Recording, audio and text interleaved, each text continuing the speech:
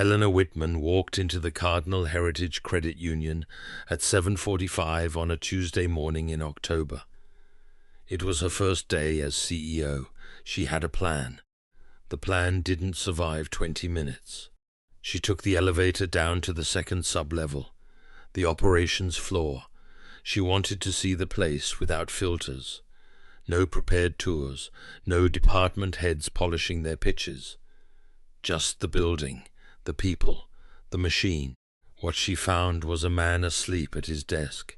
His head was down, resting on his folded arms. 24 monitors glowed behind him, alerts scrolling.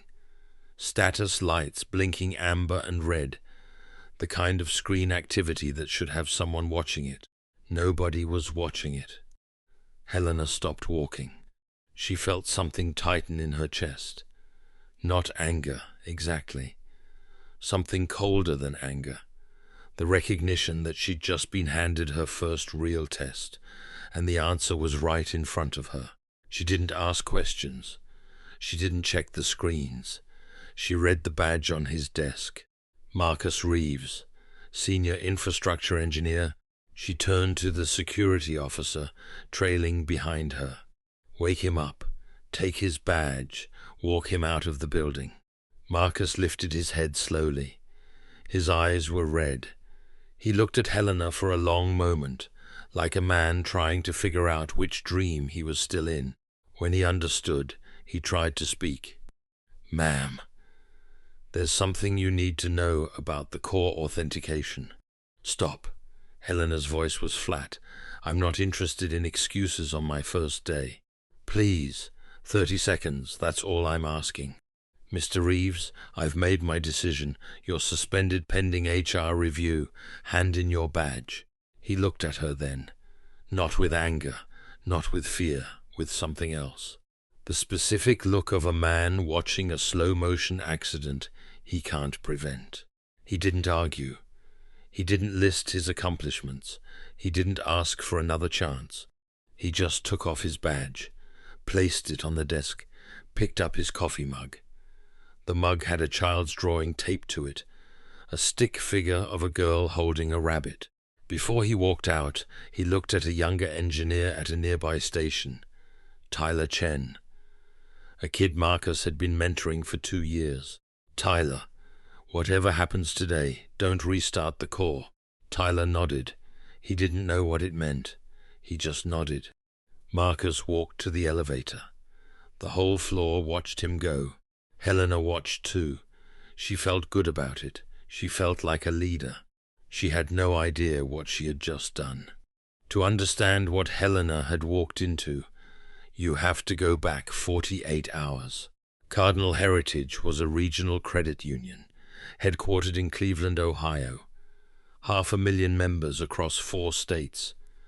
Mostly working people, teachers, nurses, auto workers, retired folks living on fixed incomes, small business owners, the kind of customers who couldn't afford to lose a single paycheck.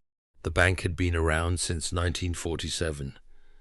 It was the kind of place where the systems were old, but they worked, the way an old truck works. You don't replace it, you keep it running. Marcus Reeves had been there for 15 years. He was 41. Quiet, the kind of guy who wore the same brand of plaid shirt for a decade and didn't think about it. He'd come up through the ranks the slow way. Help desk, junior admin, network engineer, senior infrastructure engineer. He knew the systems the way a master mechanic knows an engine he's rebuilt 3 times. Every quirk, every patch, every workaround somebody added in 2011 that nobody had ever bothered to document. He'd been a single father for 4 years. His wife, Sarah, had died of pancreatic cancer when their daughter was 3. Marcus never took bereavement leave. He came back to work the Monday after the funeral and quietly went on. The company never asked if he was okay. He never told them he wasn't. His daughter's name was Lily. She was 7 now. She liked drawing rabbits. She had a stuffed one named Mr. Pebbles she'd had since her mom was alive. She didn't go anywhere without it. Marcus tried very hard to keep her life stable. School, soccer practice on Wednesdays, pancakes on Saturday mornings. He didn't always get it right, but he tried. On a Sunday night, around 11 p.m., he was at his kitchen table with a laptop open. He was doing what he always did on Sunday nights, reviewing the weekend logs. That's when he saw it. A pattern in the authentication traffic. A small one. A handful of requests that didn't match the normal rhythm. They weren't loud. They weren't trying to break anything. They were just there, watching. He sat up straighter. He scrolled. He cross-referenced. He pulled up the logs from the previous week. The pattern wasn't there. He pulled up Friday, Saturday morning, Saturday night. There it was, faint, almost invisible. Somebody was inside the system. Not loudly, not obviously. They'd gotten in through a vendor connection, a third-party service the credit union used for cross-border wire verifications. It was a low-priority pathway, the kind of thing security audits sometimes overlooked because the traffic volume was tiny. But once you were in, it was a stepping stone. From there, you could probe deeper, map the network, find the higher-value targets. Marcus knew exactly what this was. He'd read about attacks like this for years. Slow, patient intrusions, the attackers studying the system, waiting for a high-volume window, then striking. He called his manager, David Kessler. David was a decent guy, mid-50s. 2 years from retirement, he answered on the fourth ring, sounding like he was already in bed. Marcus explained what he'd found. There was a long pause. Then David said, very carefully, "Marcus, we have a new CEO starting tomorrow. The board has been on edge for months. If we kick off a security incident report on her first day, it's going to look like we're handing her a disaster." Marcus said, "We are handing her a disaster. The disaster already exists. We just have to deal with it. Look, just monitor it tonight. Don't escalate yet. Let me think about how to package this in the morning." Marcus didn't say anything. "Marcus, don't go around me on this, please." "Understood." He hung up. He didn't go around David, not officially. But he also didn't go to bed. He poured another cup of coffee. He pulled up the architecture diagrams he'd been maintaining in his own private notes for years. And he started working. He couldn't shut the system down. Cardinal Heritage processed payments around the clock. Stopping operations would cost the credit union millions, and it would tip the attackers off that they'd been spotted. So he did the only thing he could do. He started building isolation barriers, quiet ones, soft walls inside the network that would catch the suspicious traffic and route it into a holding area. Like setting traps that look like ordinary doorways, the intruders would think they were still moving freely. They'd just be moving in circles. It was the kind of work that required absolute focus. One typo and you could lock legitimate customers out of their own accounts. He worked through Sunday night. He worked through Monday. He worked through Monday night. He kept Lily on her routine.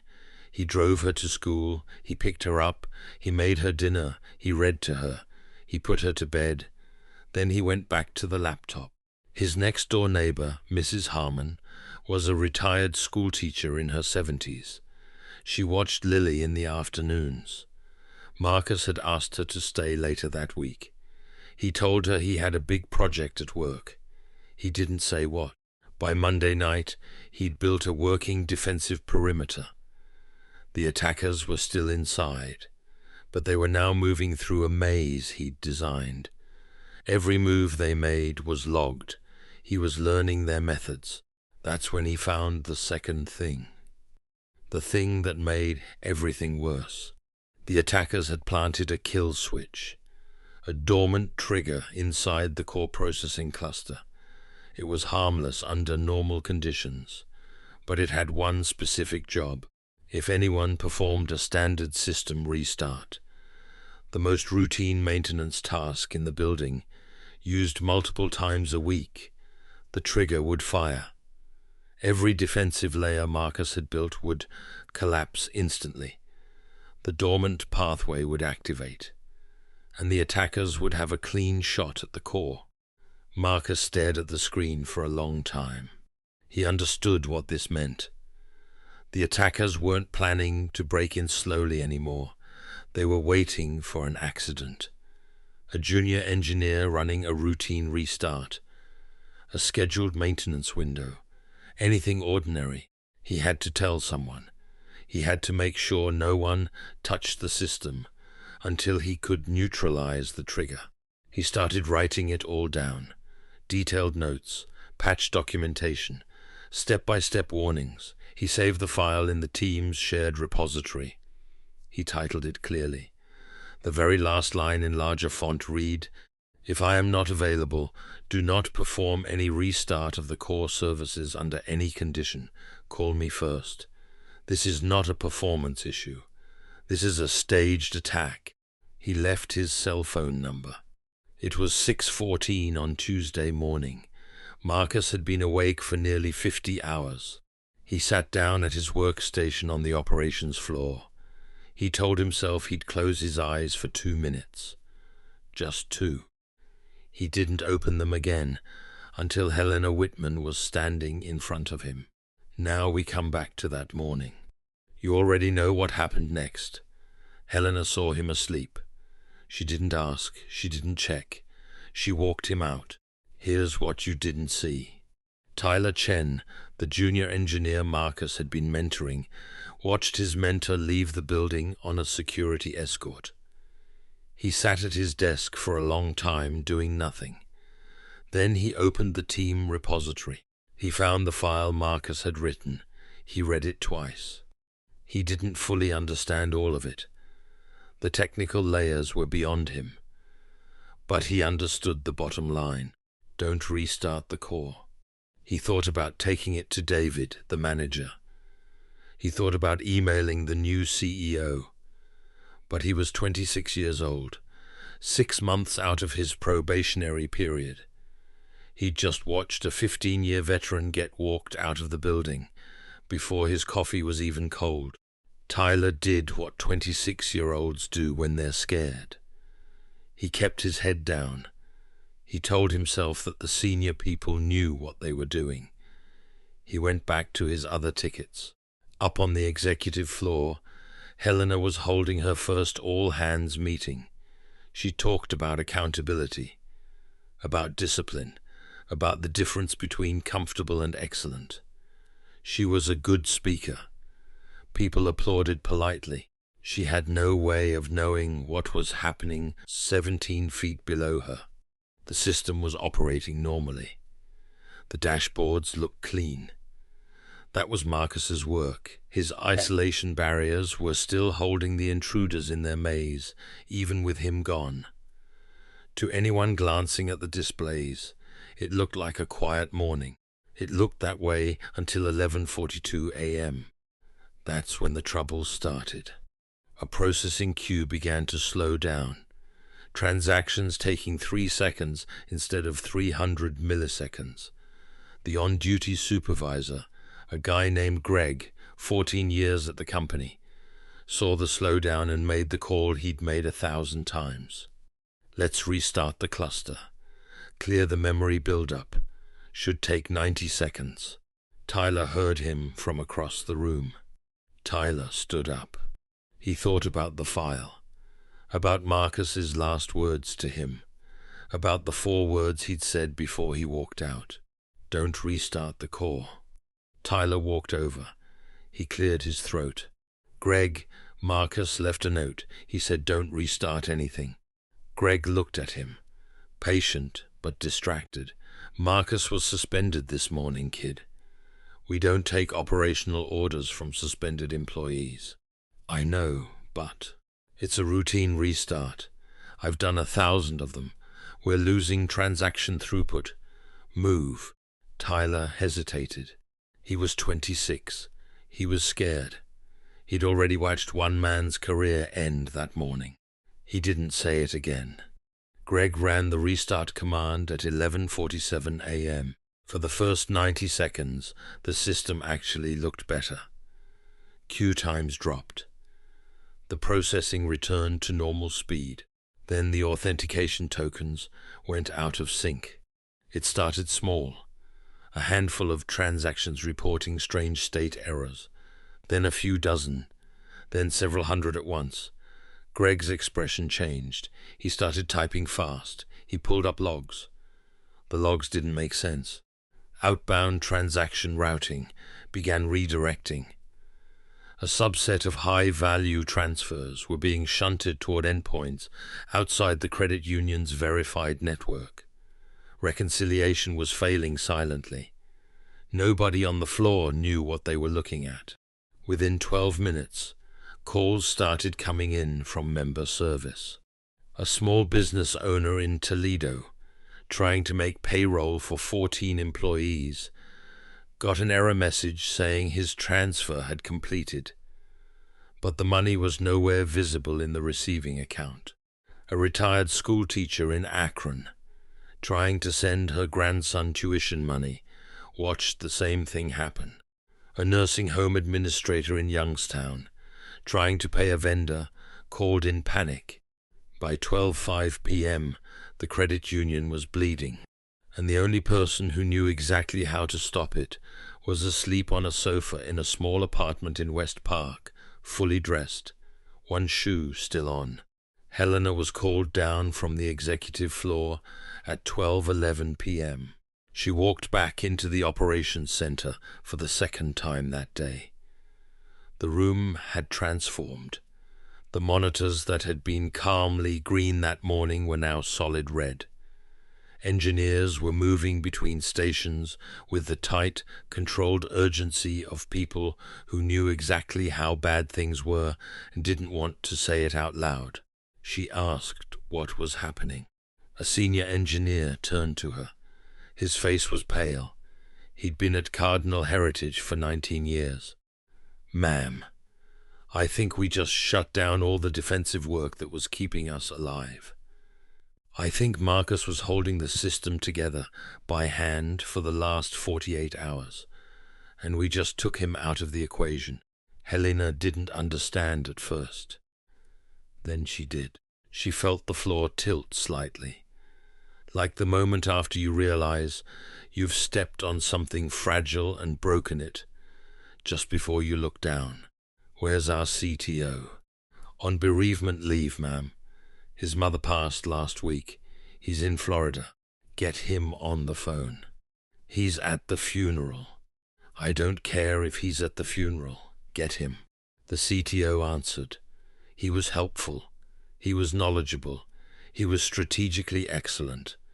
But he was honest about what he didn't know. The legacy infrastructure, the parts that had been patched and repatched over 15 years. That was Marcus's territory. Always had been. He'd told the board for 2 years they needed to bring in a second senior engineer to share that load. The board had said it wasn't in the budget. Helena hung up. She walked over to Tyler Chen. She remembered him from the morning. The kid Marcus had spoken to on his way out. "What did he say to you when he left?" Tyler told her, word for word. Helena closed her eyes for a moment. "Show me what he wrote." Tyler pulled up the file. Helena read it, all 12 pages. She read the timestamps. She read the patches. She read the warnings. She got to the bottom line. "If I am not available, do not perform any restart of the core services under any condition. Call me first. This is not a performance issue. This is a staged attack." She stared at it. Below the warning was a phone number. Nobody had called it. She turned to the senior engineer. "Get me his address now." Cardinal Heritage's HR system had Marcus's home address on file. Helena had it printed and in her hand within 4 minutes. She didn't call a car. She drove herself. The apartment was in a working-class neighborhood. Old brick buildings, American flags on a few porches, the kind of street where the people who fix things live. Plumbers, nurses, bus drivers, the customers her credit union existed to serve. She parked at the curb. She walked up to the second-floor unit. She knocked. Nothing. She knocked again, harder. The door opened. A small girl stood in the gap, maybe 7 years old, wearing a school uniform shirt and leggings. Her hair was a little messy. She had a stuffed rabbit tucked under one arm. The rabbit was missing one button eye. The girl looked up at Helena with the calm, careful gaze of a child who had learned to read adults early. "Are you here for my dad?" Helena couldn't speak for a moment. She had not known there was a child. There had been nothing in the file that mentioned it. There had been no photo of a daughter on Marcus's desk that morning. Just a coffee mug with a stick figure drawing. The drawing was of this girl. Helena understood that now. "Yes," Helena said quietly. "Is he home?" The girl nodded. She opened the door wider. The apartment was small. Clean, but in the way of someone who cleans because they have to, not because they have time to enjoy it. Everything was functional. The couch, the kitchen table with a math worksheet on it, a bookshelf with library books stacked sideways, a small framed photo on the wall, a man and a woman in a hospital holding a newborn baby. The woman was smiling, but her face was thin. Her head was wrapped in a pale blue scarf. Marcus was on the couch, asleep on his side, still wearing the same plaid shirt from that morning. His jacket was on the floor, one shoe off, one shoe on. A glass of water sat untouched on the coffee table. His laptop was open beside him, screen still cycling through monitoring dashboards. He looked, Helena thought, like a man who had not chosen to lie down, like a man who had simply run out of anything left. The girl whispered, "Daddy hasn't really slept since Saturday. He said something bad was happening at his work. He said he'd rest after he fixed it." The words hit Helena with a force she hadn't expected. She looked at the apartment again, at the math worksheet, at the photo on the wall, at the child who'd opened the door for a stranger, because she was old enough to know that sometimes adults came to the door, and you had to be polite. She thought about every assumption she'd carried into the operations center that morning. The certainty she'd felt.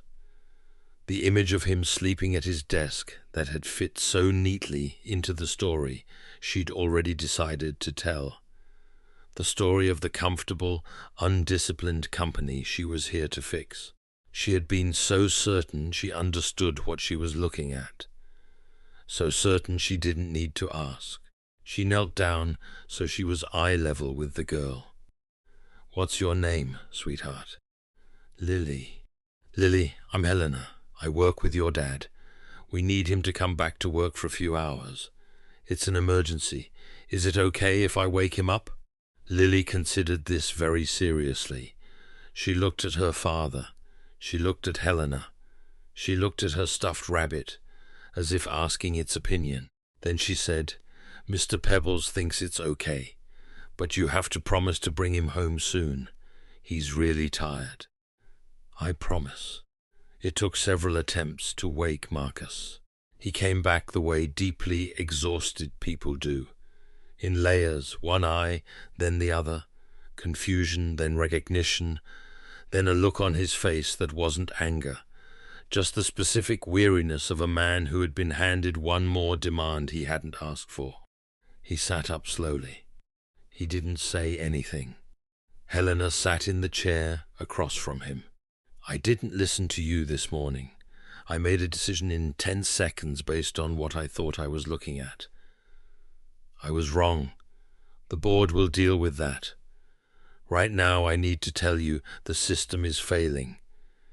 Greg ran a restart at 11:47. Nobody in the building understands your patch architecture well enough to stop what's happening.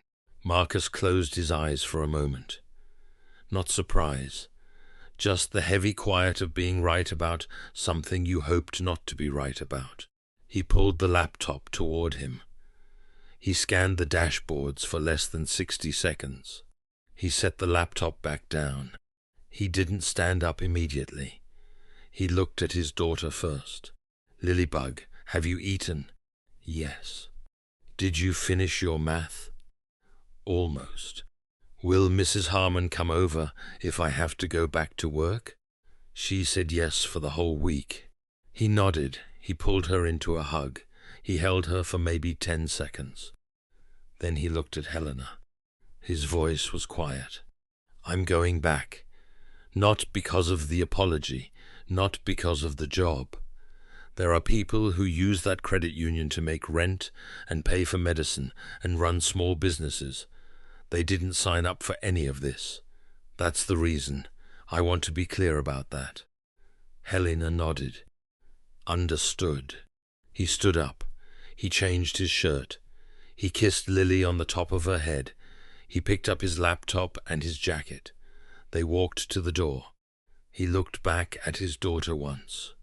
Lily waved at him with the rabbit's paw. Marcus almost smiled. Then they got in the car and drove back downtown in silence.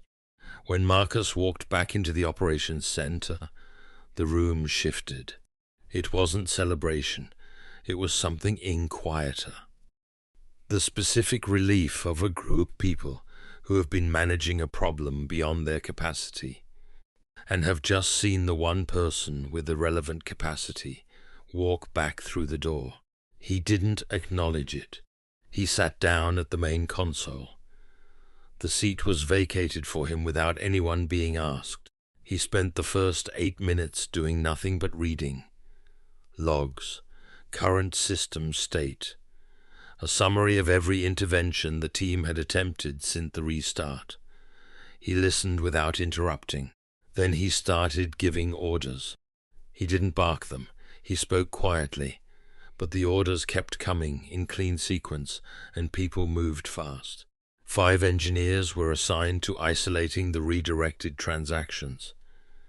2 more to building a mirror pathway that would track exactly where the stolen funds were being routed. A 3rd group to prepare a controlled failover for the highest value processing queue.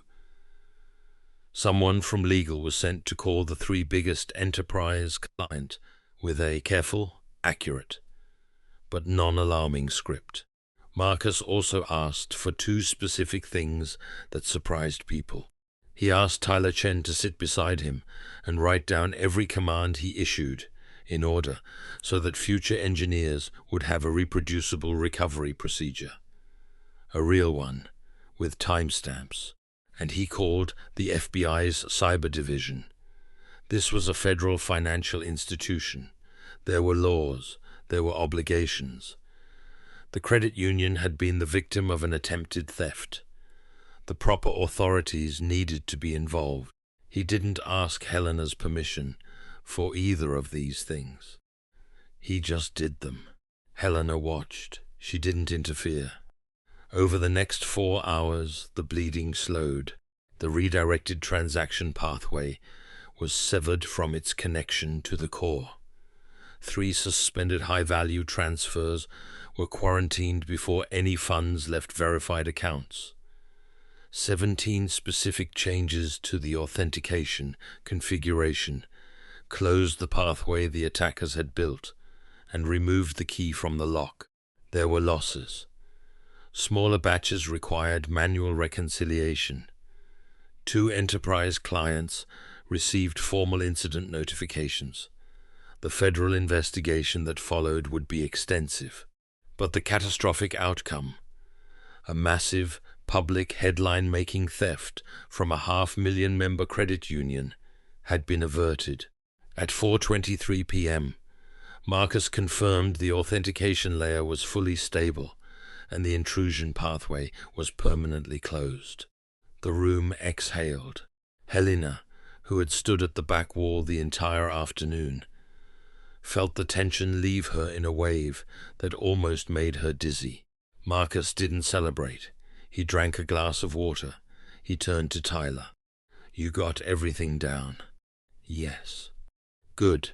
Type it up tonight. Send it to me before you go home. We're never in this position again." Tyler nodded. Marcus stood up. He looked tired in a different way now. Not the desperate exhaustion of crisis. Just the deep, ordinary tiredness of a man who had finally been allowed to set something heavy down. He walked out of the operations center. Helena followed him.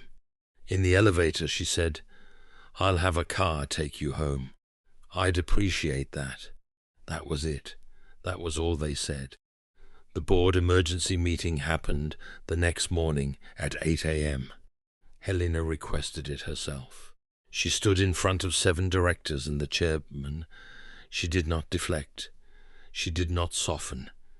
She gave them the timeline in plain English.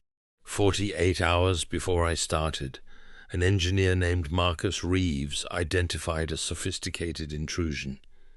He reported it through proper channels. He was told to keep quiet. He spent the next 2 days defending the system on his own time, with no support, while raising a child alone at home. On my first morning, I walked into the operations floor, saw him asleep, and suspended him without asking a single question. I rejected his attempt to tell me what was happening. 3 hours and 45 minutes later, the system collapsed. The attack reached the active phase.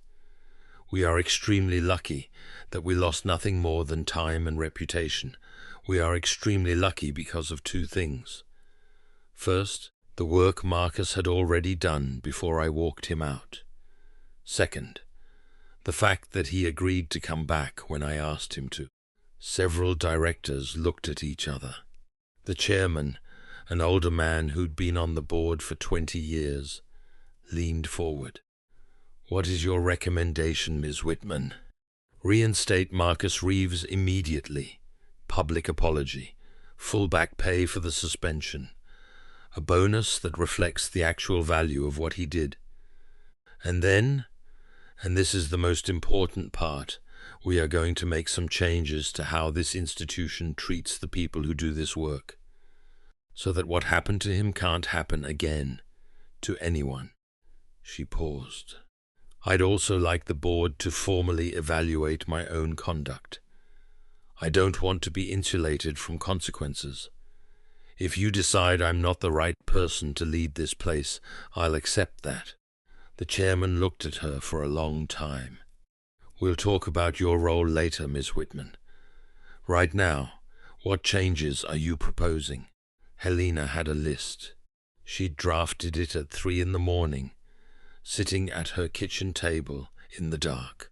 The first change was an escalation policy.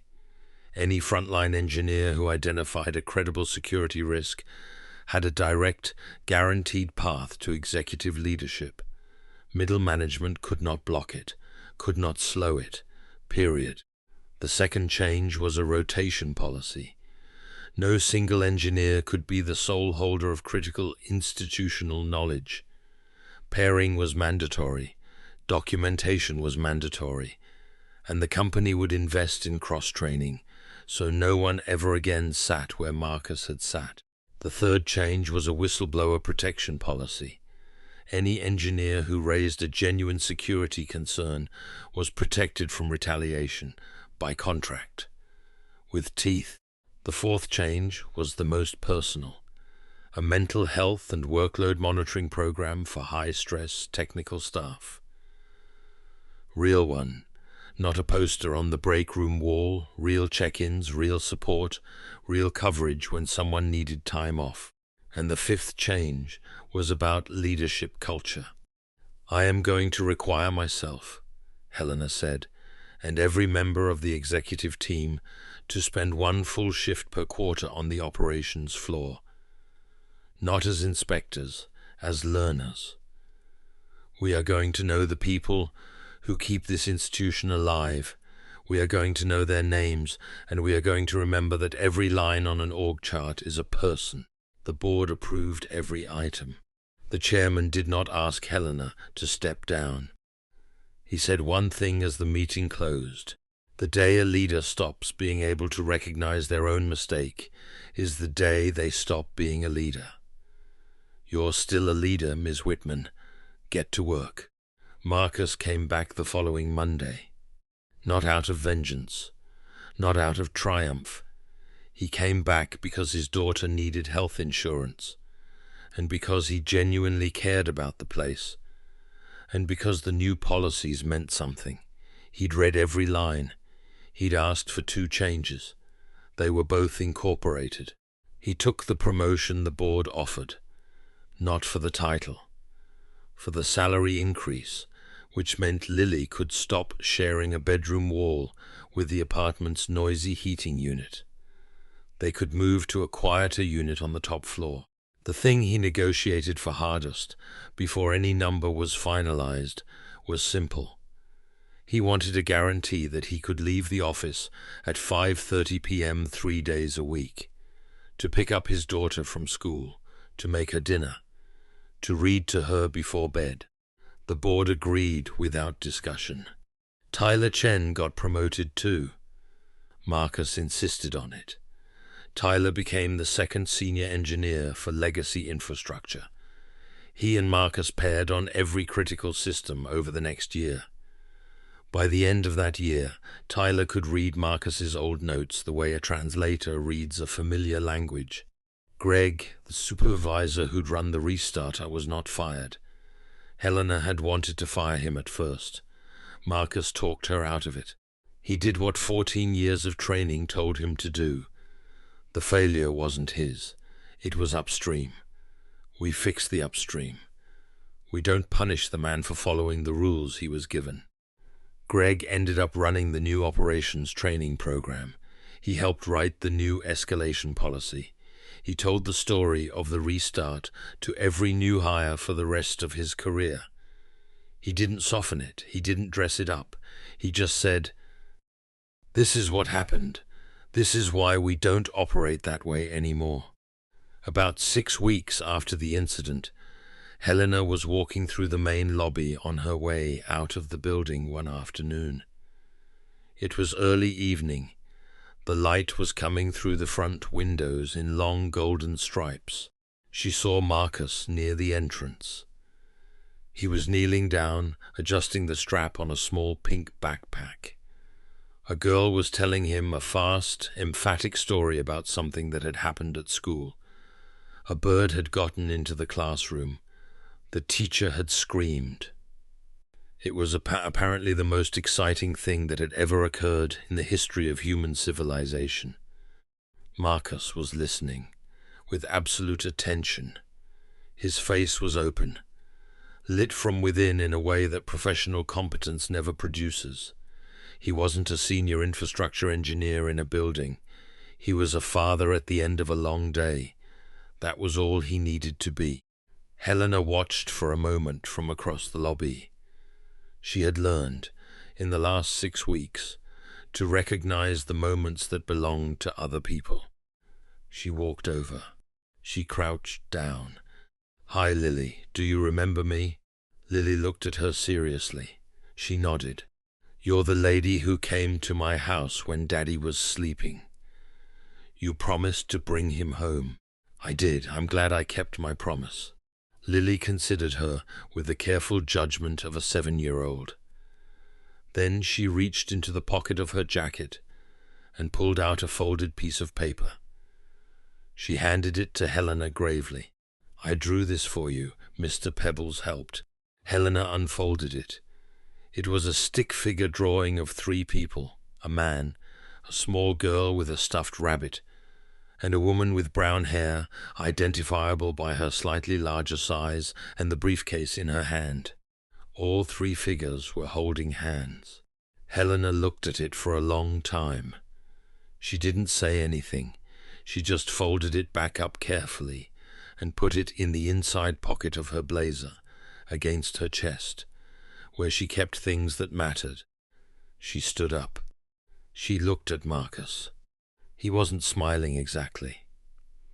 But there was something in his expression that hadn't been there before. Something not quite forgiveness, because forgiveness wasn't really the right word. Something more like the peace of having watched a person earn back what they'd lost. "Have a good evening, Marcus." "You too, Helena." She watched them walk out of the lobby, father, daughter, stuffed rabbit. Then she stood there for another minute, thinking about the woman she had been 6 weeks earlier. The one who'd been so certain she knew what a building looked like. She did not miss that woman. She turned. She walked out into the parking lot. The sun was setting over Cleveland. The next day, on her desk, she put a small framed copy of the drawing right next to her computer, where she'd see it every morning. This is the part of the story most people don't tell. Most stories like this end at the apology, or at the promotion, or at the public reckoning, the dramatic part, the satisfying part. But the real story isn't the crisis. The real story is what changes after. Cardinal Heritage didn't become a perfect company. It became a slightly better one. Marcus didn't become a hero. He became a man with a slightly easier life, who got home in time for dinner more often than he used to. Helena didn't become a different leader overnight. She became a leader who'd been forced to learn that authority without listening is not strength. It's a very expensive kind of blindness, and it doesn't go away just because you've recognized it once. You have to choose every single day to keep your eyes open. Years later, an interviewer asked Helena what the most important lesson of her career had been. She didn't tell the dramatic version. She didn't tell the story of the cyber attack. She just said this: every person you walk past in a building knows something you don't. Every single one. The cleaner, the receptionist, the engineer asleep at the desk. They are all carrying something you cannot see. And the day you forget that, even for 10 seconds, even for a single bad morning, is the day you become dangerous to the people you're supposed to lead. She paused. It took me a daughter with a stuffed rabbit to teach me that. I hope you learn it cheaper than I did. The interviewer asked if she was still in touch with Marcus. She smiled, a small private smile. He still works at the credit union. His daughter's 11 now. She's going to be an engineer, apparently. She's already better at coding than I am. And you? I keep her drawing on my desk.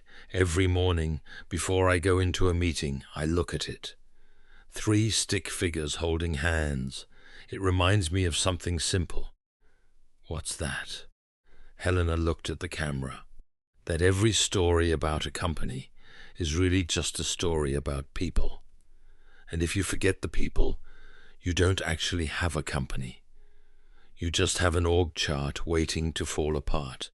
The interview ended there. Outside the window, somewhere in Cleveland, a credit union was running quietly in the late afternoon. 500,000 members, hundreds of employees, one slightly better culture than it used to have. And somewhere on a top-floor apartment, an 11-year-old girl was doing her homework at the kitchen table, occasionally consulting a stuffed rabbit named Mr. Pebbles, while her father made dinner in the next room. It was an ordinary evening. It was the whole point.